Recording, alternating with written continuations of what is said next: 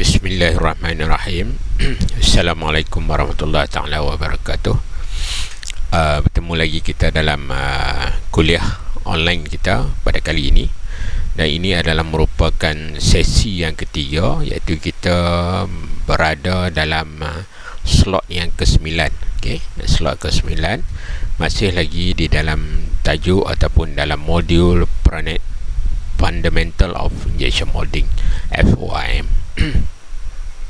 Okay, di mana dalam slot yang ke-9 ini melibatkan LE4, iaitu Pressure System Machine.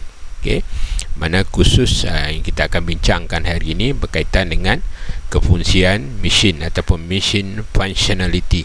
Okay, di mana dalam tajuk ini saya pecahkan kepada dua video penerangan. Okay, di mana tajuk dia agak dia punya tas-tas agak banyak, jadi saya pecahkan kepada dua video penerangan bagi mengelakkan satu-satu video tu makan masa yang terlalu panjang. Okay, jadi saya pecahkan kepada dua. Jadi untuk video penerangan yang pertama ini saya akan bincangkan berkaitan dengan copula. Okay, yang pertama adalah copula. Yang kedua berkaitan dengan ejector location. Okay, yang ketiga berkaitan dengan lens position ataupun jarak lentingan ataupun jarak pelenting ataupun jarak ejector. Okay, ejector pin. Okay, seterusnya kita akan bincang berkaitan dengan gelang penempat ataupun locating ring yang terdapat pada acuan. Okay, ini adalah 4 task yang kita akan bincangkan dalam LE4 bagi slot ke-9 untuk video penerangan yang pertama. Okay. Dan untuk video penerangan yang kedua, saya akan bincangkan berkaitan dengan saluran penyejukan ataupun cooling channel, program kawalan logik ataupun programmable logic control, dan yang ketiga adalah berkaitan dengan alat kawalan suhu ataupun temperature controller. Okay. Jadi saya para pelajar bersedialah untuk kita sama-sama ikuti kuliah online kita pada hari ini, bersedia dengan apa-apa keperluan lah dari segi alat tulis, dari segi apa-apalah yang diperlukan sepanjang kuliah kita pada hari ini. Okey. Okey. Yang pertama kita akan tengok dulu berkaitan dengan apa yang kita panggil sebagai copula ataupun penarik teras. Okey, copula adalah merupakan satu komponen acuan yang punya peranan penting bagi membentuk produk sebagaimana yang dikehendaki, iaitu khususnya bagi produk yang mempunyai slot ataupun hole. Okey, kita lihat di sini dia ada produk kita ni yang kita hasilkan pelbagai bentuk, pelbagai jenis, dan ada di antara produk-produk kita yang mempunyai slot yang macam ni. Ini yang kita panggil mempunyai slot. Okey, mempunyai slot. Dan yang ini adalah yang mempunyai hole, mempunyai lubang pada produk itu sendiri. Jadi sekiranya terbentuknya keadaan yang sedemikian, sama ada slot ataupun berbentuk hole, okey, dalam keadaan tentu kebanyakannya akan menimbulkan satu keadaan di mana kita panggil keadaan itu sebagai undercut. Okey, undercut ni adalah di mana produk yang kita hasilkan itu mempunyai kesukaran untuk kita eject keluar ataupun kita lentingkan keluar daripada acuan setelah produk itu sempurna, disebabkan oleh wujudnya slot ataupun lubang ini akan menyekat. Okey, akan menyekat produk ini daripada keluar. Itu yang kita panggil sebagai undercut. Okey, yang saya sebut ni sebagai undercut, ya. Itu yang kita mendatangkan sedikit masalah lah, sekiranya kita mempunyai produk yang ada slot dan juga ada lubang. Okey, jadi di sinilah peranan copula itu sendirilah. Copula ni adalah satu komponen pada acuan. Okey, satu komponen pada acuan yang mempunyai kemampuan untuk kita gerakkan, okey, komponen tersebut in ataupun out, okey, atas ke bawah, kiri kanan dan sebagainya. Yang ini yang kita panggil sebagai copula. Okey. Ini adalah penting untuk, macam kita akan bincangkan tadi, adalah untuk membolehkan produk-produk yang mempunyai lubang atau mempunyai undercut tadi dapat dikeluarkan daripada acuan semasa proses lentingan. Okey, kita tengok dulu apa yang kita masukkan sebagai undercut itu sendiri, ya. Okey, bagi mengatasi masalah undercut ini, biasanya binaan copula ataupun satu komponen yang kita bina di dalam acuan sangat penting lah. Okay, adalah sangat penting bagi memenuhi keperluan acuan tersebut lah, bagi memudahkan ia dilentingkan keluar lah setelah produk siap. Jadi binaan copula pada acuan sangat memberi faedah, boleh merealisasikan bentuk atau konfigurasi produk sebagaimana yang dikehendaki dan boleh dilentingkan keluar daripada acuan dengan mudah. Okay. Jadi undercut ni sebenarnya dia mempunyai dua jenis lah. Undercut ni adalah satu bentuk ataupun dimensi di mana tidak berada, kedudukannya adalah berorientasi, di mana kedudukan bahagian tersebut, kedudukan bahan tersebut tidak berada selari dengan arah suntikan lah. Okay. Mana kalau tidak berada selari dengan arah, maksud saya sini adalah lubang ataupun slot tadi tidak berada selari dengan arah suntikan, ini akan menyebabkan wujudnya satu keadaan yang kita panggil sebagai undercut. Okay. Dan yang keduanya adalah undercut ni wujud sekiranya berada di bawah daripada parting line. Okay. Nanti kita akan tengoklah mungkin contoh-contoh yang berikutnya apa yang saya masukkan kat sini. Okey, parting line, apa dia parting line? Okey, parting line adalah satu garisan pemisah. Kita dah tengok dulu dalam berkaitan dengan acuan. Okey, dalam tajuk slot yang keempat berkaitan dengan acuan. Okey, mana bahagian yang memisahkan di antara core side dengan cavity side ataupun movable side dengan fit side ni adalah bahagian tu kita panggil sebagai parting line. Okey, sekiranya garisan ataupun slot ataupun hole tadi berada di bukan pada parting line. Okey, kalau parting line tak ada masalah. Okey, tapi sekiranya dia berada bukan pada parting line, ke di bawah daripada parting line, ini akan menimbulkan satu keadaan undercut tadi, ya. Nanti kita tengok dalam slide-slide yang berikutnya, ya. Okey, bagi undercut itu sendiri terdapat dua jenis undercut, okey, di dalam proses pengacuanan kita. Okey, satu kita panggil sebagai internal undercut, okey, undercut dalaman, dan juga external undercut, undercut daripada bahagian luar. Okey, itu dua bentuk undercut. Kena bagi perhatian, mungkin ini mungkin biasa juga di soal dalam penilaian, ya, yang kita buat bentuk-bentuk undercut, ya. Okey, kita tengok dulu beberapa teknik yang biasa digunakan pakai dalam pembuatan acuan. Okey, di mana teknik untuk undercut removal atau untuk menghilangkan masalah undercut tersebut. Okey, antara lain ada tiga yang utama biasa digunakan di sini. Ada tiga bentuk teknik untuk undercut removal atau cara untuk kita hilangkan masalah undercut pada proses pengacuanan kita. Okey, yang pertama adalah kita panggil sebagai core cavity matching, iaitu adalah padanan di antara core dengan cavity. Okey, kalau kita lihat di sini, ini adalah antara contohnya lah. Okey, secara contohnya, bahagian yang ini adalah bahagian putih ni adalah bahagian core, dan bahagian yang gelap ni adalah cavity. Ini adalah produknya. Okey, ini adalah bahagian produk. Okey, ini apabila bahagian ini bercantung, matching core dengan bahagian cavity ini bercantung, bermakna di kawasan ini akan terbentuknya lubang. Okey, bahagian sini akan terbentuknya lubang. Yang ini dia tak perlukan copula, tapi ini teknik yang mudah, bergantung kepada reka bentuk produk lah. Ini teknik yang mudah untuk menghasilkan produk yang mempunyai lubang.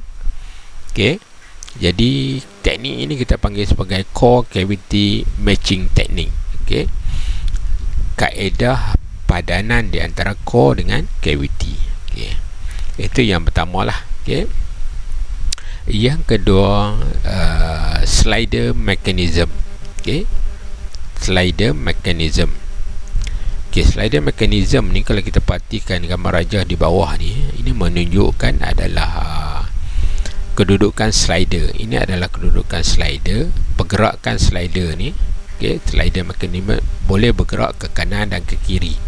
Ini ada satu slot kat sini dan ada satu core di sini, dan core ini boleh bergerak ke dalam dan keluar.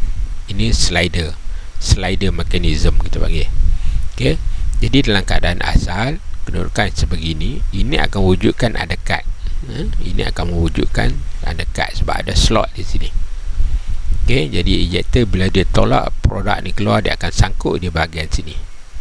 Okay, jadi untuk mengelakkan sini, kita kena move ataupun kita kena gerakkan slider ni ke kiri. Slider ni perlu digerakkan ke kiri, seperti mana gambar rajah di sebelah ni. Apabila dia bergerak ke kiri, dia dah merenggangkan di antara produk dengan slot yang dibentuk. Okay, jadi dengan keadaan ini, apabila ejector ini menolak produk, okay, jadi keseluruhan produk boleh dikeluarkan tanpa masalah. Sebab kita dah remove dah dia punya undercut yang ada di sini. Okay, dengan menggerakkan slider mechanism ni. Ini semua adalah reka bentuk di dalam acuan. Okay. Okey, kat sini kita tengok beberapa contoh yang ada di sini berkaitan dengan undercut. Okey, undercut macam saya katakan tadi, undercut ini adalah disebabkan oleh slot. Okey, contoh yang macam ni, slot ataupun lubang yang macam ni lah. Okey, slot ataupun lubang yang terbentuk yang ada pada produk mengikut reka bentuk yang dibuat. Okey, jadi slot atau lubang ini akan menyebabkan wujudnya undercut, dan kita perlukan mekanisme tertentu ataupun teknik tertentu bagi mengatasi masalah undercut tersebut. Okey, kita dah lihat tadi terdapat 3 teknik utama yang dibuat. Yang pertama adalah core cavity matching, yang kedua adalah slider mechanism, yang ketiga adalah core dan cavity movement. Okey, ada 3 kat situ ya. Ada 3 teknik kat situ. Jadi kita teruskan tengok pada contoh yang diberi di sini. Kita dapati ada produk kita. Ini produk yang mempunyai slot. Okey, ini produk yang punya, ini dalam keadaan mold ditutup, ini keadaan mold dibuka. Okey, mold terbuka dan dia punya core bergerak ke atas. Okey. Okey, jadi kalau kita perhatikan pada sini, apa yang berlaku adalah apabila kita nak lentingkan produk ini keluar, okey, kita lenting nak tolak produk ni keluar, terdapat masalah di sini sebab adanya slot di sini. Ini akan menghalang daripada produk itu ditolak keluar. Okey. Okey.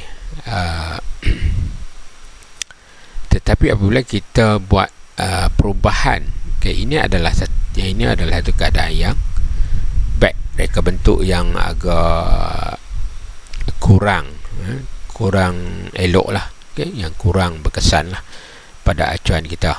Ini berbanding dengan reka bentuk yang kedua di sini.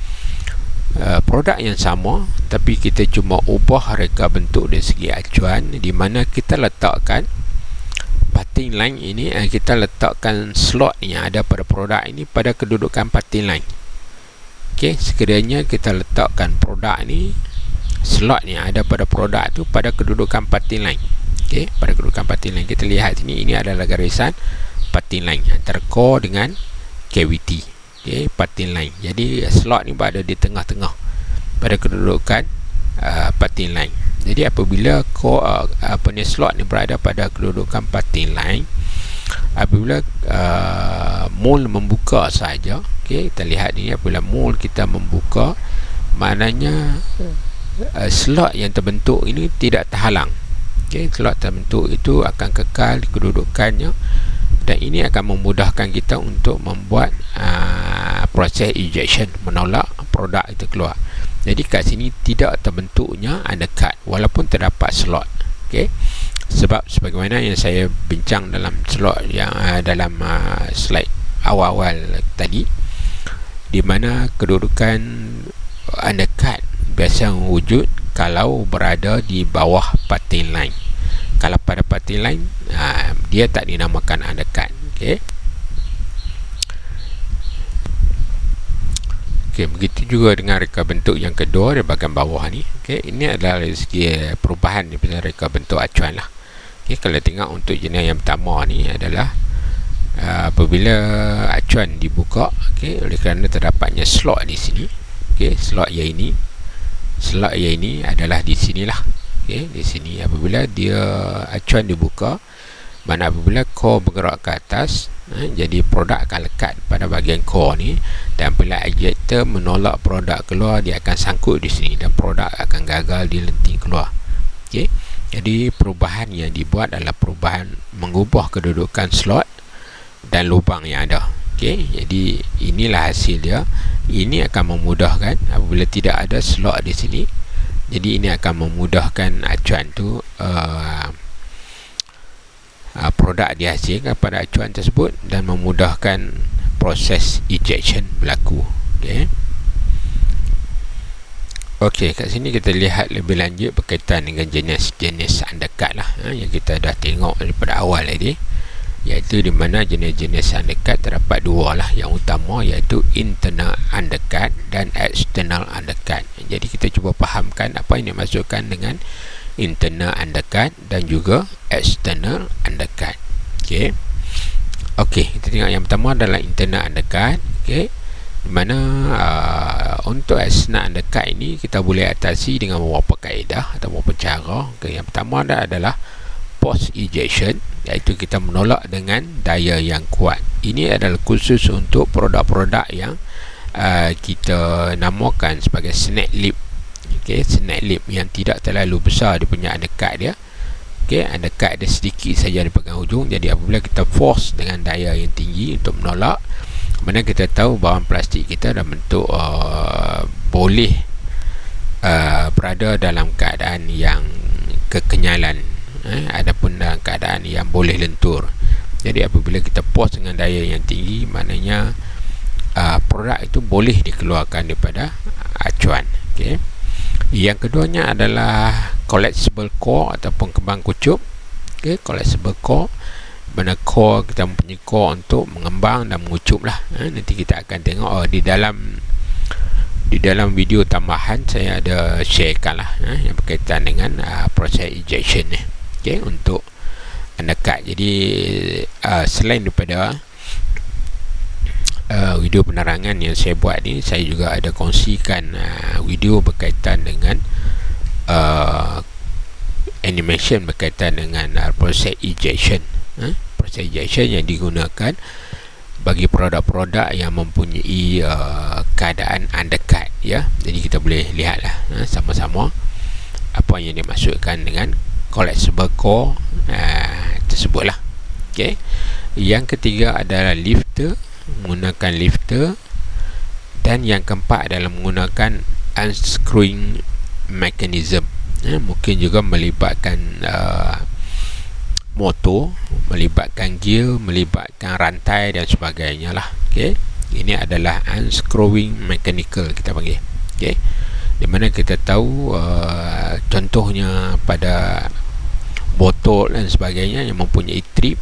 Okey, tudung botol misalnya kata yang mempunyai trip di bahagian dalam ni, kalau bahagian trip tu nipis, mungkin kita boleh gunakan post ejection. Tapi sekiranya bahagian trip tu tebal dan banyak, jadi kita perlukan mekanisme unscrewing mechanism ni untuk mengatasi masalah undercut, untuk kita lentingkan produk itu keluar. Okey, yang internet undercut tu kita perhatikan daripada gambar rajah ni adalah pada undercut tu berada di bahagian dalam produk lah. Okey, di bahagian dalam produk ni terdapatnya undercut, ya. Okey, begitu juga yang sebelah sini. Okey, terdapat undercut di bahagian dalam produk. Okey, berbalik kepada external undercut. Okey, tadi adalah internal undercut. Ini adalah external undercut. Mana external undercut ni adalah dia suatu produk ni mempunyai undercut di bahagian luar pada produk. Contohnya kepada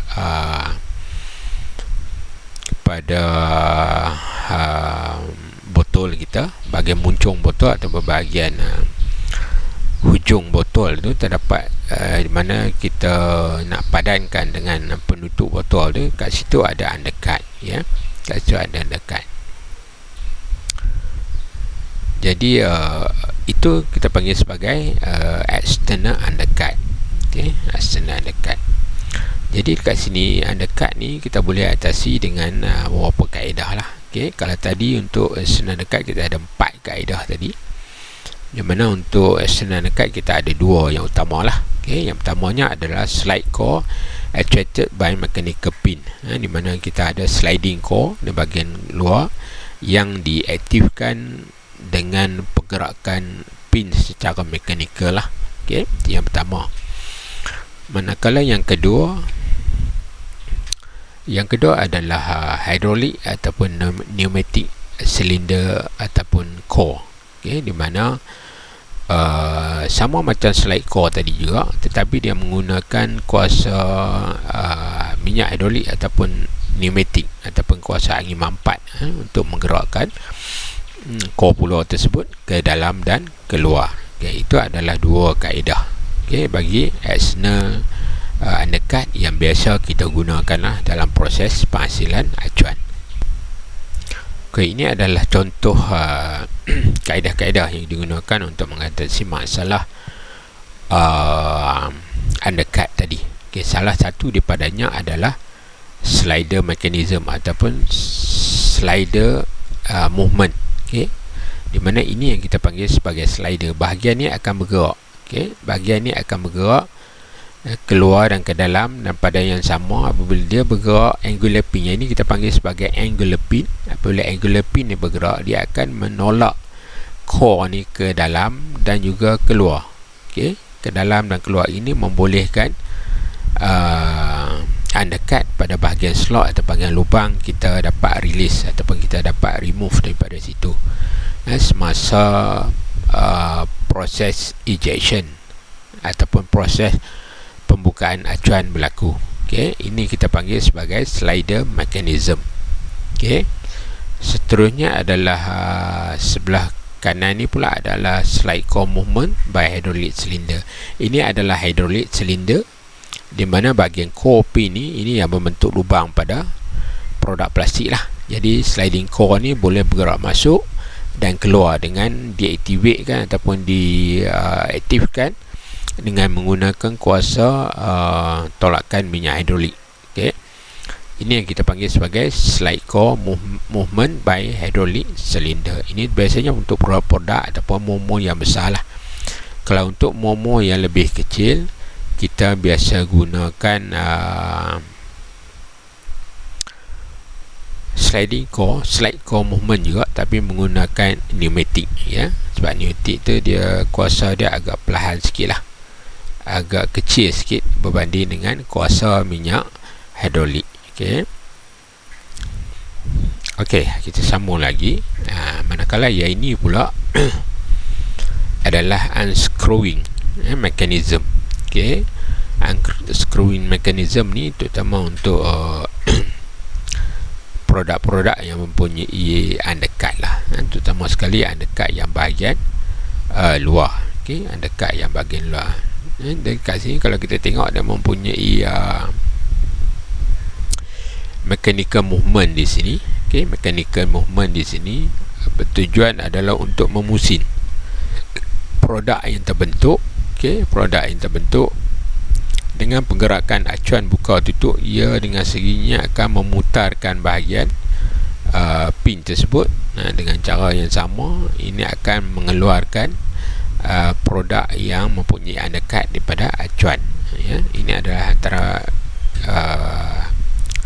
kaedah ataupun metod yang digunakan bagi mengatasi masalah undercut. Ya. Okey, saya harap para pelajar dah dapat sedikit gambaran lah berkaitan dengan undercut, berkaitan dengan ejection system, ya, yang kita gunakan sekiranya berlakunya undercut, okay, pada produk kita, ya, terdapatnya slot ataupun terdapatnya pin hole, okay, terdapatnya lubang ataupun terdapatnya slot pada produk. Jadi sedikit sebanyak gambaran saya harap para pelajar dapat menerimalah apa yang saya cuba kongsikan tadi lah, ya.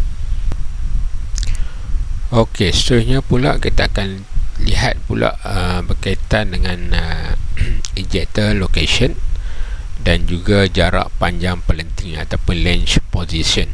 Okey, di mana kalau kita perhatikan ejector location itu, yang ini kita khususkan kepada ejector rod lah, ya. Ejector rod dengan ejector pin, dua komponen yang berbeza, di mana ejector rod ni adalah terdapat pada mesin kita, manakala ejector pin terdapat pada mold kita. Itu perbezaan di antara ejector rod dengan ejector pin.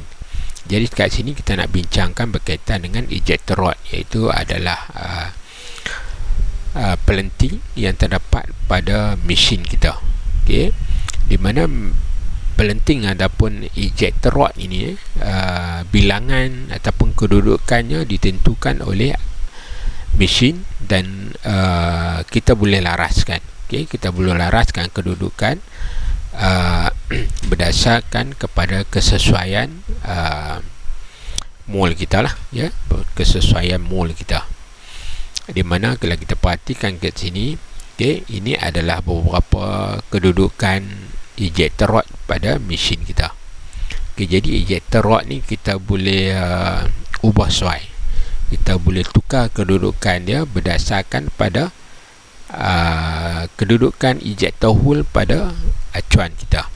Sekiranya pada acuan kita terdapat satu saja ejector hole pada bahagian tengah, jadi kita hanya perlu kekalkan satu yang di bahagian tengah saja.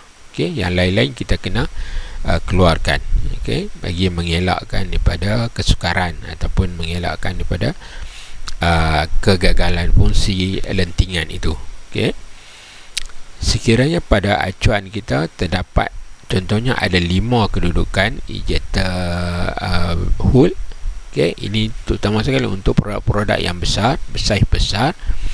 Jadi dia terdapat beberapa lubang untuk ejector hole atau ejector rod. Okey, jadi katakan sebagai contoh ada 5 lubang pada ejector rod bagi sesuatu acuan. Jadi apa yang kita boleh buat adalah kita kena pastikan pada mesin juga ejector rod yang pada mesin adalah bersesuaian dengan kedudukan ejector hole pada acuan. Okey, pada acuan. Jadi kita kena laraskan sebaik mungkin lah, bagi mengelakkan kegagalan proses lentingan tersebut. Okey, mungkin para pelajar agak kurang memahami ataupun kurang mendapat gambaran bagaimana perkara tersebut berlaku. Pada saya, jangan rasa tertekan buat masa ini. Okay, jangan rasa cemas ataupun jangan rasa fed up, sebab insyaAllah apabila kita meneruskan kita punya pembelajaran secara bersemuka, nanti kita akan terangkan ataupun para pengajar akan memberi penerangan dengan lebih lanjut lagi lah, okay, dengan demonstrasi pada mesin. Ini akan memberi kefahaman yang lebih pada pelajar lah, ya. Jadi jangan bimbang masa ni lah, okay. Tapi walau bagaimanapun, sekiranya ada persoalan-persoalan yang nak ditanyakan, okay, dipersilakan bertanya kepada para pengajar sekalian, dan insyaAllah para pelajar akan mendapat penjelasan yang sepatutnya lah. Okay.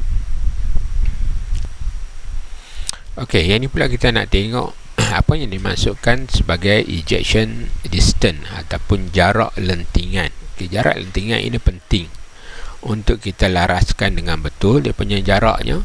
Okay, di mana kalau jarak lentingan bagi ejector rod ataupun ejector pin ini terlampau pendek, mungkin ia gagal untuk mengeluarkan produk daripada acuan tersebut.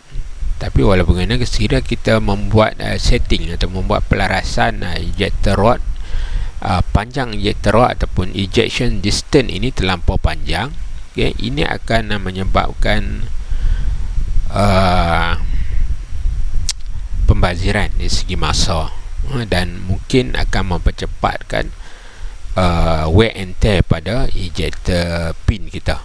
okey, dan apa ni, sistem lentingan kita, ya. Jadi ini kita perlu optimizekan dari segi jarak, okey, jarak yang paling sesuai sekali untuk sesuatu produk kita. Dia biasanya berdasarkan kepada saiz ataupun kepanjangan produk tersebut. Okey, sebagai contoh di sini,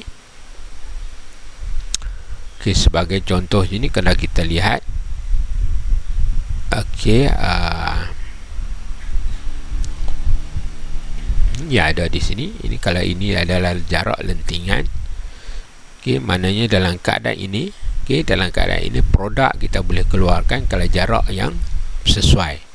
Okey, jarak yang sesuai ini, okey, ejector distance yang sesuai, jadi produk kita boleh keluarkan daripada acuan. Berbanding dengan yang pertama ni, jarak distance dia adalah pendek, kita laraskan jarak lentingan tu terlampau pendek, jadi maknanya produk cuma bergerak daripada kedudukan asal di sini ke kedudukan sini yang kedua, tetapi dia masih lagi terlekat di dalam mold bahagian cavity. Okey, dia tak jatuh, okey, dia tak jatuh. Jadi jarak lentingan tu pentinglah untuk kita pastikan, okey, supaya produk kita dapat keluarkan daripada acuan dengan selamat. Okey, dia bergantung, macam saya katakan tadi, bergantung pada saiz produk tersebut. Kalau produk tersebut saiznya panjang sebegini, okey, jadi maka panjanglah ejector distance berbanding dengan produk yang bersaiz sebegini, okey, agak kecil, agak pendek, dari jarak lentingan juga akan pendek, ya. Itu adalah prinsip asas.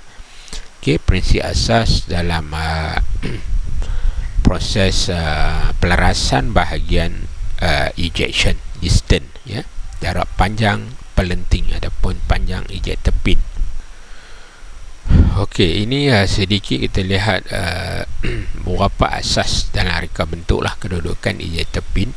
Ini adalah semasa pembuatan acuan itu sendiri lah. Kita tengoklah satu persatu apa yang dimasukkan kat sini. Okey, yang pertama kat sini adalah terdapat beberapa garisan panduan penempatan ejector pin semasa mereka bentuk acuan. Jadi semasa reka bentuk penting untuk kita faham benda-benda sebegini, supaya ini akan mengelakkan kesukaran semasa proses dilaksanakan. Okey, yang pertama adalah kedudukan ejector pin. Okey, jarak pin dengan hujung produk adalah antara 0.04 hingga 0.1 inci. Ini adalah jarak antara ejector pin dengan hujung produk. Okey, ini penting untuk mengelak daripada produk kita tu pecah, produk kita tu terkeluar dan sebagainya lah. Okay. Yang kedua adalah untuk meletakkan ejector pin di bawah produk seperti PA pada rajah. Okay. Jadi kedudukannya mesti tepat di bahagian sini. Okay. Tepat di bahagian sini. Ini juga akan memudahkan proses lentingan nanti. Okay, bagi yang ketiga 1.3, kita tengok lokasi pada kedudukan A dan B, dan kedudukan A lebih baik daripada kedudukan B, dan kedudukan B lebih baik daripada kedudukan C. Ini kedudukan ejector. Okey, seperti mana yang pertama kita lihat dulu kedudukannya. Okey, begitu juga ni, mana kita perlu ada kedudukan dia ada jarak.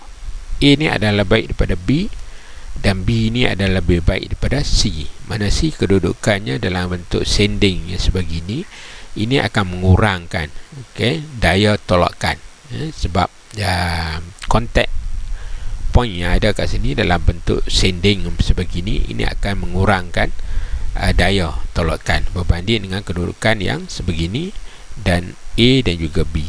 Okay. Itu yang ketiga. Yang keempat, ejector pin perlu diletakkan pada kedudukan A berbanding B sekiranya tidak pilihan yang lebih baik. Okay.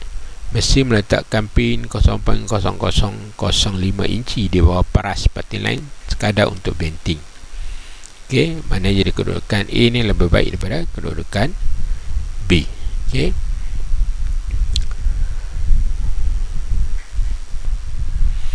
Okey, kita perhatikan sedikit gambar rajah ni. Okey, apa yang dimasuk kat sini sebagai terdapat satu ruang kecil di bahagian ejector pin di bawah daripada parting line ni. Okey, bawah daripada parting line terdapat ejector, tetapi ejector ni tidak dirapatkan dengan produk. Terdapat sedikit ruang. Ini sebenarnya adalah antara teknik, teknik untuk membuat satu sistem venting pada acuan kita, ya. Jadi ada sedikit ruang, tapi ruang ni tidak boleh terlalu besar. Kalau ruang ini besar, ini akan menyebabkan leburan akan memasuki ruang tersebut dan akan terbentuknya flashing. Okey, sekarang kita beralih pula kepada satu lagi task yang kita cuba bincangkan kat sini, iaitu berkaitan dengan locating ring. Locating ring adalah dengan nama lain adalah kita panggil sebagai gelang penempat. Ini sebenarnya terdapat pada acuan. Pada acuan kita bahagian hujung ni terdapat acuan. Kalau kita perhatikan pada gambar rajah ni, bahagian hujung acuan ni, ini kita panggil sebagai locating ring. Locating ring ni tujuan dia adalah untuk kita memudahkan kita dalam proses pemasangan acuan, untuk kita masukkan kepada locating hole pada Platen machine. Apabila kita dapat masukkan ke dalam locating hole pada mesin, ini akan memastikan kedudukan acuan kita duduk pada kedudukan yang tepat. Kedudukan center, kedudukan tengah dan tepat. Ini bagi memudahkan proses injection berlaku. Kalau tidak, kedudukannya tidak tepat, jadi sukar untuk kita buat proses injection nanti. Jadi kita tengok dulu dari segi penerangannya. Locating ring adalah merupakan satu komponen acuan yang berbentuk bulat, diletakkan di bahagian hadapan, bahagian top plate, yang berfungsi untuk melekapkan ataupun menempatkan acuan pada kedudukan yang betul pada locating hole feed Platen machine. Ini bagi memastikan kesejajaran antara nozzle dan screw bush, bagi mengelakkan leakage. Sebenarnya yang saya ceritakan tadi, apabila dia berada kedudukan tengah ni, ini menjamin supaya bahagian nozzle pada mesin kita, apabila kita rapatkan kepada screw bush ataupun rapatkan kepada locating ring ni, mana kedudukannya berada pada kedudukan yang tepat, kedudukan center. Jadi ini boleh mengelakkan daripada berlakunya proses leakage ataupun keadaan leakage ataupun kebocoran. Apabila berlakunya leakage, material akan keluar di bahagian Platen. Dia tak masuk ke dalam acuan, tetapi keluar di bahagian feed Platen mesin kita. Ini merupakan kesalahan dari segi proses lah, proses pelarasan pemasangan acuan. Jadi kita kena pastikan locating ring ada pada acuan kita, dan locating ring ini mestilah sama saiz dengan locating hole pada feed Platen. Ini bagi memastikan padanan dan mengelakkan leakage itu berlaku. Okey, kat sini adalah gambaran yang lebih jelas dari segi bentuk dan juga saiz bagi sesuatu locating ring. Macam saya katakan tadi, saiz ini amat penting.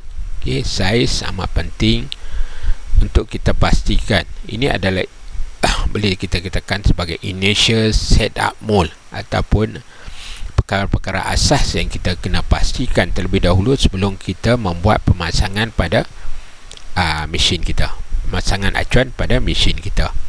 Kalau kita tak pastikan betul-betul, jadi proses pemasangan mesin acuan pada mesin kita akan mengambil masa yang panjang dan mungkin membazirkan dari segi masa dan juga membazir dari segi tenaga.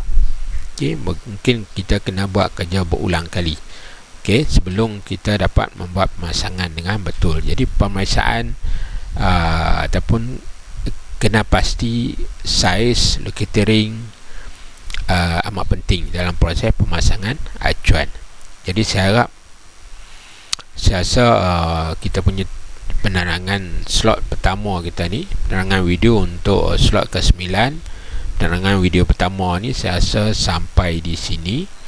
Jadi saya harap perkongsian saya ni dapat memberi manfaat pada semua pelajar lah. Jadi sentiasa membuat ulang kaji, sentiasa bertanya pada para pengajar sekiranya ada kekeliruan, ada kesukaran untuk memahami ataupun ada kemusykilan yang timbul berdasarkan pada penerangan yang saya buat ini.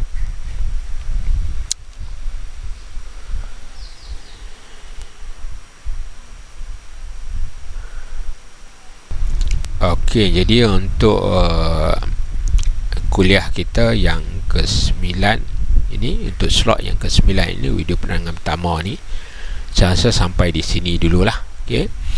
Dan sebagaimana yang saya pernah ceritakan pada pelajar semua pada awal slot untuk video penerangan kuliah online kita, di mana apa-apa sumber pembelajaran yang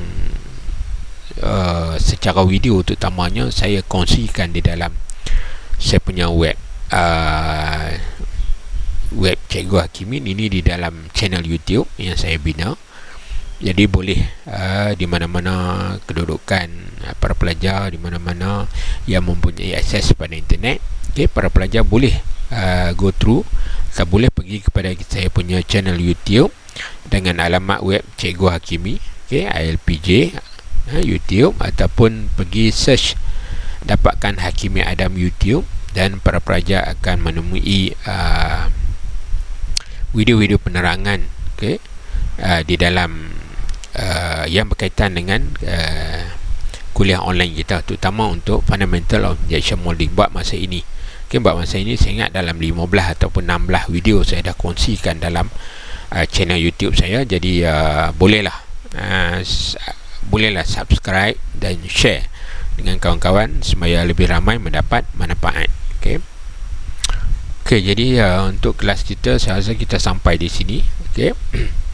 Jadi sekali saya ucapkan ribuan terima kasih atas perhatian dan juga kesanggupan para pelajar untuk bersama-sama saya untuk mengikuti kelas pada hari ini. Memang saya akui pembelajaran secara online ini memang agak mencabar dan mempunyai beberapa kesukaran yang perlu para pelajar tempuhi.